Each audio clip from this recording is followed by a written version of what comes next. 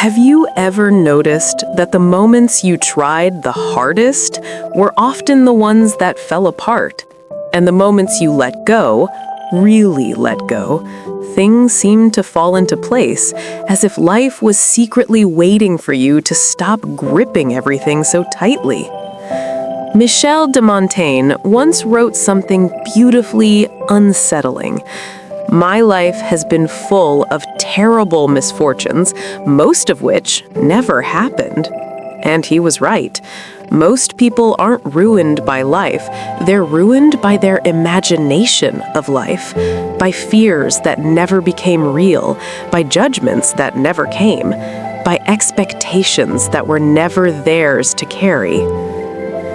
This video is about that moment, that quiet, revolutionary moment when you finally stop caring and begin living. We grow up in a world that whispers one message from the moment we can understand anything. Be good, be impressive, be liked, be accepted, be admired. But nobody tells you the truth, that the pursuit of approval is a prison with velvet walls and golden bars. It looks beautiful, it feels safe, it seems reasonable. Until one day, you wake up and realize you don't even know what you want anymore. You only know what sounds acceptable, what won't upset anyone, what won't judge you, what won't embarrass you.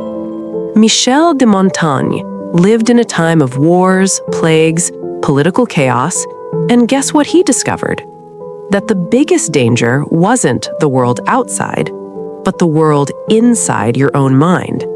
He said, "We suffer more in imagination than in reality."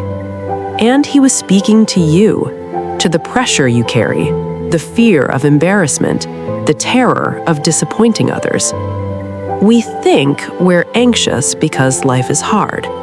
But maybe, just maybe, we're anxious because we're performing a life that isn't ours. Think back to a time you stopped caring for just 1 second. Maybe you said something honest without overthinking it. Maybe you walked away from someone who drained you. Maybe you tried something you were scared of. Maybe you stayed quiet instead of explaining yourself. Remember how it felt? Like exhaling after holding your breath for years. That is the taste of freedom. Raw, undeniable, addictive. Montaigne believed something radical. He who fears he shall suffer already suffers what he fears. In other words, when you stop caring about the fear loses its power. When you stop caring about being judged, the judgment loses its meaning. When you stop caring about perfection, your work becomes real. When you stop caring about approval, you begin to approve of yourself. Letting go isn't apathy. It's not laziness. It's not detachment from life. It's detachment from the illusions that make life unbearable. We live under the illusion that if we just try harder, if we prepare more, if we plan every detail, if we show up perfectly, we can control outcomes. We can avoid embarrassment. We can prevent failure. We can secure approval. But Montaigne, this brutally honest French philosopher, had a different message. My life has been full of misfortune, most of which never happened. Montaigne wasn't saying life is easy. He wasn't naive. He had lost close friends. He lived through a time of brutal wars. He dealt with sickness, death, and political turmoil. But through it all, he noticed something. Humans suffer more from their mind than from reality. We create stories in our head that rarely come true. We chase perfection that nobody asked for. We avoid risks that may never hurt us. We fear judgments from people who aren't even thinking about us. So what happens when you drop the illusion of control? Something magical. You stop fighting life and begin partnering with it. Life becomes less of a battlefield and more of a dance. There is a misconception that not caring means being cold, being selfish, being careless, being indifferent. But Montaigne's philosophy is the exact opposite.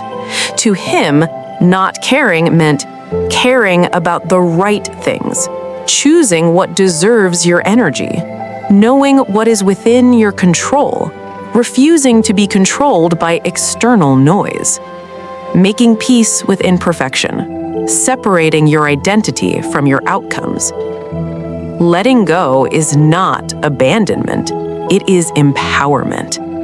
It means you stop betraying yourself to please strangers. You stop living for those who don't live for you. You stop shrinking so others feel bigger. You stop over-explaining because silence protects your peace. You stop apologizing for being human.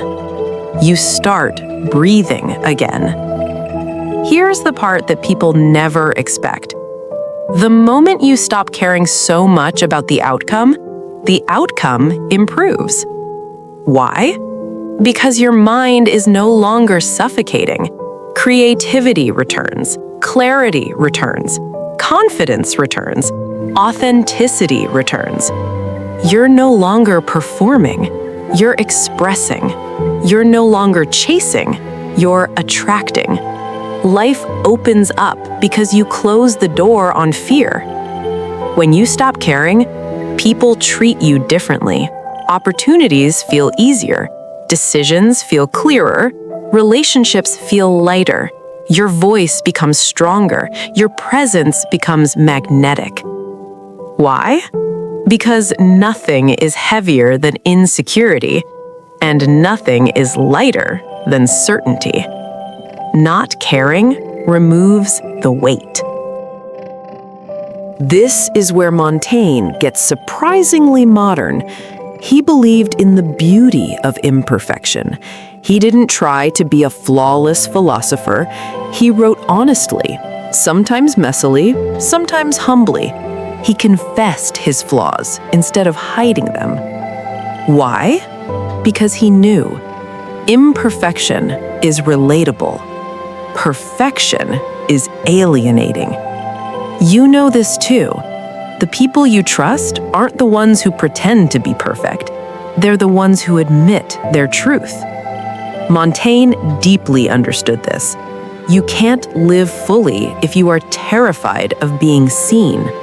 So letting go is not only freedom, it's connection, it's intimacy, it's honesty, it's being fully human.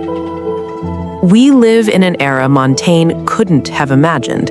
Algorithms that judge your worth, metrics that measure your popularity, people who can criticize you anonymously, standards that shift every 5 minutes. But the psychology is timeless. Humans hate rejection, humans fear shame, humans crave acceptance, which means we care too much about strangers' opinions, about numbers on a screen, about comments from people we will never meet, about standards that change and trends that fade.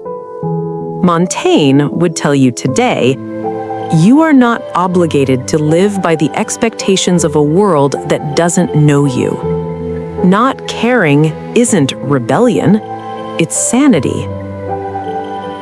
When you care too much about results, you become paralyzed. What if I fail? What will people think? What if I'm not good enough? What if this embarrasses me? But when you shift your mind to actions, not outcomes, you become unstoppable. You show up, you try, you express yourself, you create, You learn, you grow. Montaigne believed that the purpose of life is not perfection, but exploration. Not impressing others, but understanding yourself. Not certainty, but curiosity. When you care about the experience, the results take care of themselves. Here are the real, practical ways to stop caring too much, Montaigne style. Become suspicious of your thoughts. Ask, is this fear real or is it imagined? Most of the time, imagined. Practice flawed action. Do things imperfectly on purpose. You will feel free faster than you expect. Lower the stakes. Not everything is life or death. Not every opinion matters. Not every decision defines you. Reclaim your attention. Stop giving your energy to people who drain you. Focus on what nourishes your soul. Accept that you are already enough. Identity is not earned, it is recognized. Montaigne teaches something beautiful. You stop caring about the noise so you can care more about the truth. You detach from the world's expectations so you can attach to your own soul. And that is the paradox. When you stop caring about being liked, you become more likable.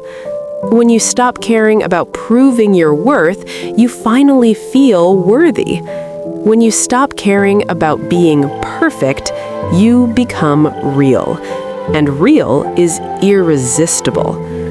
You weren't meant to live your life shrinking, hiding, rehearsing, pleasing. You were meant to live boldly, imperfectly, honestly. Michel de Montaigne isn't asking you to stop caring about everything. He's asking you to stop caring about the things that cage you. Because when you do, life begins to unfold exactly the way it was meant to.